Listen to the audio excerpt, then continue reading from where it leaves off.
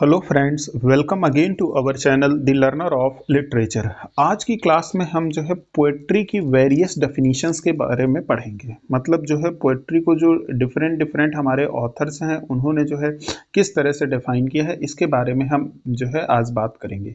और ये जो क्लास है वो जो हमारे बीपीएससी एस्पिरेंट्स हैं जिनका एग्ज़ाम जो है ऐसा सुनने में आ रहा है कि मार्च में कंडक्ट कराया जा सकता है, उनके लिए इम्पोर्टेंट है। साथ में जो हमारे जो यूपी टीजीटी पीजीटी डीएसएसबी और यूजीसी नेट के एस्पिरेंट्स हैं उनके पॉइंट ऑफ व्यू से भी इम्पोर्टेंट है। तो चलिए जो है आज की क्लास स्टार्ट करते हैं और देखते हैं कि पोएट्री की डेफिनेशन अलग अलग ऑथर्स ने क्या दी है। तो सबसे पहले यहाँ पर जो है हम देख लेते हैं जो डेफिनेशन है वो दी है किसने, अरिस्टोटल ने। ध्यान से देखिए, जो फर्स्ट डेफिनेशन है वो किसने दी है, अरिस्टोटल ने। उन्होंने क्या बोला इसके बारे में हम देखते हैं। उन्होंने कहा कि poetry is finer and more philosophical than history. ध्यान से देखिए क्या कह रहे हैं, अरिस्टोटल ने कहा कि पोएट्री इज फाइनर, मतलब पोएट्री ज्यादा बेटर है, एंड मोर फिलोसॉफिकल, और ज्यादा फिलोसॉफिकल है, देन हिस्ट्री, इतिहास के भी अपेक्षा। For poetry expresses the universal, क्योंकि जो पोएट्री है वो क्या है, यूनिवर्सल है, मतलब सार्वभौमिक है। एंड हिस्ट्री ओनली पर्टिकुलर, जबकि जो हिस्ट्री है वो केवल पर्टिकुलर पीरियड ऑफ टाइम को दिखा रही होती है, जबकि पोएट्री क्या है, पोएट्री इज यूनिवर्सल। और ये जो डेफिनेशन है वो किसने दी, तो ये हमारी डेफिनेशन दी अरिस्टोटल ने, और किसमें, पोएटिक्स बुक में। आगे देखते हैं नेक्स्ट जो हमारी दूसरी इंपॉर्टेंट डेफिनेशन है वो क्या है, poets are the unacknowledged legislators of the world given by PB Shelley. ध्यान से देखिए इन्होंने क्या कहा, अनएक्नॉलेज्ड लेजिस्लेटर्स।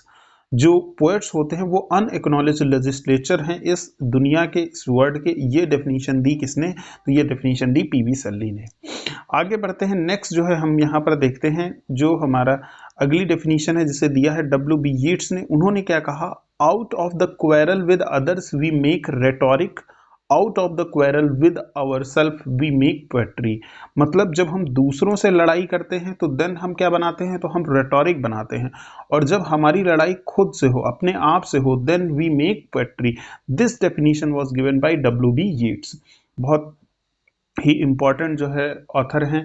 आप सभी लोगों को पता है कि डब्ल्यू बी यीट्स सैली जो इन्होंने जो है इनको 1923 में जो है नोबेल प्राइज विनर हैं, ठीक है, और एक अमेरिकन ऑथर हैं डब्ल्यू बी यीट्स।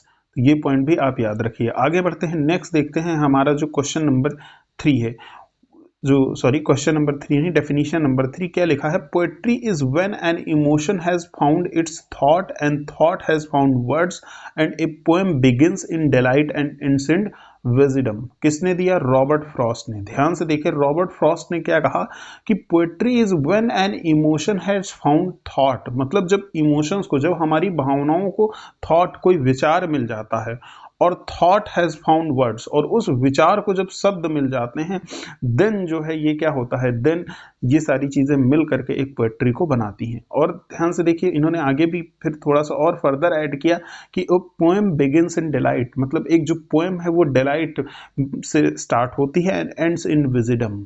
ठीक है, मतलब ये स्टार्ट तो खुशी से होती है लेकिन इसका अंत जो है वो कैसे होता है, बुद्धिमानी से होता है। आपको पता है रॉबर्ट फ्रॉस्ट भी एक अमेरिकन पोएट थे, बहुत ही इंपॉर्टेंट पोएट हैं। स्टॉपिंग बाय वुड्स जो है इनकी एक बहुत ही फेमस पोएम है, ठीक है ना। इसके अलावा मेंडिंग वॉल भी इनकी एक बहुत ही फेमस पोएम है। तो ये जो डेफिनेशन लिखी है इसको फिर से मैं एक बार रीड कर दे रहा हूँ, you need to know it. Poetry is when an emotion has found its thought and the thought has found words and a poem begins in delights and end is wisdom, Robert Frost ने बोला। आगे देखते हैं next हमारा, ये MCQs में कोई भी डेफिनेशन आपकी आ सकती है। इवन इसमें से कई सारी डेफिनेशंस आपके जो है वेरियस एग्जाम्स में पूछी जा चुकी हैं। तो इन सारी डेफिनेशंस को आप कोशिश करिए कि इनको याद ही कर लेना है, मेमोराइज कर लेना है। अब देखते हैं फोर्थ क्या है, poetry is not a turning loose of emotion but an escape from emotion. It is not the expression of personality but an escape from personality. ये जो है डेफिनेशन किसने दी, तो ये डेफिनेशन दी टी.एस. इलियट। अब ध्यान से देखते हैं कि इन्होंने बताया क्या कि poetry is not a turning loose of emotion, मतलब जो है ये नहीं है कि इमोशंस को लूज करना नहीं है, but an escape from emotion, बट ये जो है इमोशन से escape है। It is not the expression of personality, मतलब ये पर्सनालिटी का एक्सप्रेशन नहीं है कि हम पोएट्री लिख करके पर्सनालिटी का एक्सप्रेशन करते हैं, but an escape from the personality. बहुत ही इंपॉर्टेंट पोएट है टी.एस. एलियट। आपको पता है इनकी एक बहुत ही फेमस पोएम है जिसका नाम क्या है, वेस्टलैंड। बार बार मैं आप लोगों को याद दिलाता रहता हूँ। ये जो है कब पब्लिश हुई थी, तो 1922 में। आगे देखते हैं, नेक्स्ट हमारी जो डेफिनेशन है वो दी है किसने, विलियम शेक्सपियर ने। तो इनकी डेफिनेशन क्या है, देखिए, the poet's eye in a fine frenzy rolling doth glance from heaven to earth, from earth to heaven, and as imagination bodies forth the form of things unknown, the poet's pen turns them to shape and gives airy nothing a local habitation and a name। बहुत ही बढ़िया definition इन्होंने दी। इन्होंने क्या कहा कि the poets eyes in a fine frenzy rolling, मतलब जो है जो पोएट्स की आई होती हैं वो फाइन फ्रेंजी रोलिंग की तरह होती हैं।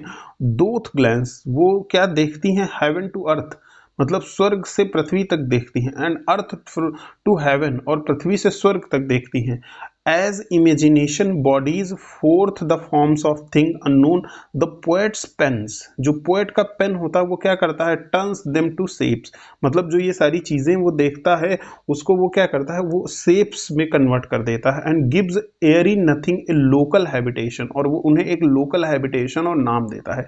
किसने कहा, तो विलियम शेक्सपियर ने। तो इस डेफिनेशन को याद रखिए, एग्जाम में पूछी जा सकती है।